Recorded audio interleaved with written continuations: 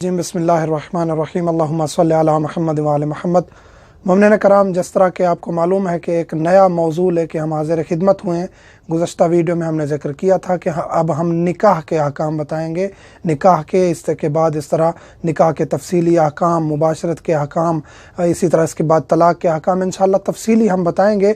मोमिन से गुजारिश भी की थी कि हर मौजू के साथ उसके सवालात आप कमेंट्स करेंगे, यूट्यूब पे हम उसके जवाब भी देंगे। यूट्यूब पे आसानी इसलिए रहती है कि यहाँ प्ले लिस्ट यानी ग्रुप यानी फ़ोल्डर आसान अल्फाज में कि एक मौजू और उसके अंदर आपको आसानी से उस चैनल पे वीडियोस आसानी से उसी मौजू में जो हमने बनाई होती हैं वो आपको मिल जाती हैं। हमारा चैनल है शिया टॉक सज़ादारी। जो मोमिन मरबूत नहीं है और उनको ये वीडियोस मिलती हैं तो वो ज्वाइन कर लें ताकि आपको हर मौजू के साथ उसकी वीडियोस एक जगह पे मिल जाएं। और हर मौजू पे हमने अलहदा से प्ले लिस्ट बनाई हुई है, नमाज, तहारत वगैरह इन चीज़ों पर। गुज़श्ता वीडियो में हमने जिक्र किया था कि कौन सा लाइफ पार्टनर सेलेक्ट करना चाहिए। शरीयत में क्या हुक्म है कि आपका लाइफ पार्टनर, आपका शौहर, आपकी बीवी यानी मर्द के लिए, औरत के लिए उसका ज़ौज, उसका लाइफ पार्टनर कौन होना चाहिए। आज हम जिक्र करेंगे कि निकाह किसके साथ, किस तरह और किस सूरत में होता है। पहला यह है कि अय्याम सेलेक्ट करने चाहिए। जब आप शादी कर रहे हैं तो आप अय्याम सेलेक्ट करेंगे कि किन दिनों में करना चाहिए। खुशी के दिन हों, मुसीबत के दिन ना हों, मसलन कि अहल बैत की शहादत के दिन ना हों, उन दिनों में नहीं करना चाहिए। खुशी के दिनों में करना चाहिए। और अकरब के अय्याम ना हों। महीने में ख़ास अय्याम होते हैं जो अकरब के होते हैं, उनमें भी मकरूह है निकाह करना। कमर दर अकरब में निकाह मकरूह है। ख़ुद भी पढ़ा जा सकता है, वकील के ज़रिए भी निकाह पढ़वाया जा सकता है। ज़्यादातर मशहूर और अमूमी यही है कि निकाह पढ़ने वाला निकाह खान होता है। ख़ुद इंसान कम ही पढ़ता है अपना निकाह, तो ख़ुद भी पढ़ा जा सकता है। उसके सीगे अलग हैं। वकील के ज़रिए पढ़वाया जा सकता है, उसके सीगे अलग हैं। मुस्तहब ये है कि गवाह हों। गवाह तलाक में होना ज़रूरी है, निकाह में होना ज़रूरी नहीं है। मुस्तहब है, ये कंसेप्ट क्लियर नहीं है बाज़ मोमिनीन का, इसलिए वो काफ़ी सवालात भी करते हैं कि निकाह में ये शर्त क्यों नहीं है। शरीयत का हुक्म है, मुस्तहब ये है, क्योंकि निकाह में जब लड़की के वालिद की इजाज़त ज़रूरी है, लड़की का वालिद राज़ी है, इजाज़त दे चुका है, तो उसके बाद वो मज़ीद गवाहों की ज़रूरत नहीं रहती। निकाह में हम मुत्ता की वीडियो में भी ज़िक्र कर चुके हैं, उसमें भी काफ़ी लोगों ने सवालात किए थे कि शराइत में जो है ना, आपने कहा है कि गवाहों की ज़रूरत नहीं है। गवाहों की ज़रूरत ना निकाह मुता में है ना निकाह दायमी में है। मुस्तहब ये है कि निकाह में गवाहों वाजिब नहीं है, क्योंकि जब आप फिर एक इश्काल अहले तशय्यो के अलावा लोगों ने किया था कि ये तो एक ज़िना की किस्म हो गई। ज़िना की किस्म किस तरह है, मुत्ते के उन्वान पे हम तफसीली वीडियो बना चुके हैं। यहाँ बस एक जिक्र करते चलें कि वालिद की इजाज़त ज़रूरी होती है निकाह में, चाहे वो मुता हो या दायमी हो। अगर वो पहले से तलाक याफ्ता थी या उसका शौहर फौत हो चुका था, तो उस सूरत में वो चाहे वो दायमी करे या मुता करे, उसको किसी सूरत में भी वालिद की इजाज़त की ज़रूरत नहीं है। अगर पहले से शादीशुदा नहीं थी तो फिर वालिद की इजाज़त की ज़रूरत है। तो किसी भी सूरत में मुता जो है उसको ज़िना नहीं करार दे सकते। कुरान का हुक्म है, आयत है, इसी तरह रिवायात हदीस मौजूद हैं। मुता की नफ़ी करने वाले कुरान की नफ़ी करते हैं। हम ये नहीं कहते कि मुता होना चाहिए और निकाह दायमी ख़त्म हो जाना चाहिए, लेकिन हलाल मोहम्मदी मौजूद है। उसको ये कहना कि ख़त्म हो चुका है, शरीयत मोहम्मदी में जो मौजूद है उसको हम अपनी मर्ज़ी से ख़त्म नहीं कर सकते। गवाह नहीं है निकाह में, लेकिन मुस्तहब ये है कि गवाह होने चाहिए।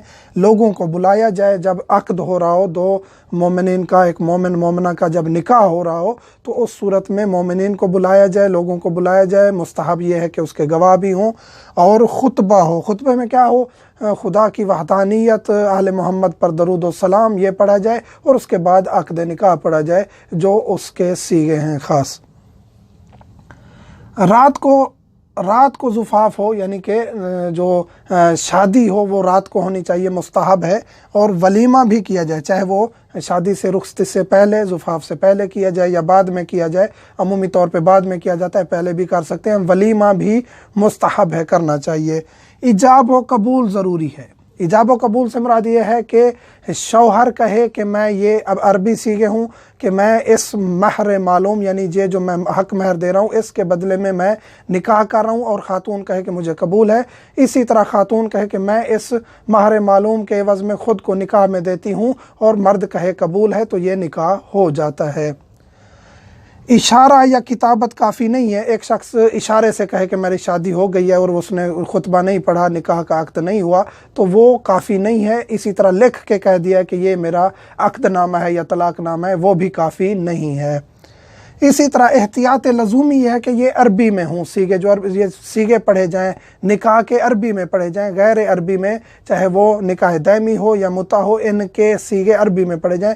अगर अरबी में बिल्कुल मुमकिन नहीं है, आप नहीं जानते अरबी, नहीं सीख सकते, तो उस सूरत में आप फिर दूसरी ज़बान में भी इसको अदा कर सकते हैं। एहतियात लज़ूमी ये है कि ये अरबी में होने चाहिए, इसके निकाह के और मुता के, चाहे जो भी अक़्द हो, दायमी हो या मुनक़ते, अरबी में होने चाहिए सीगे।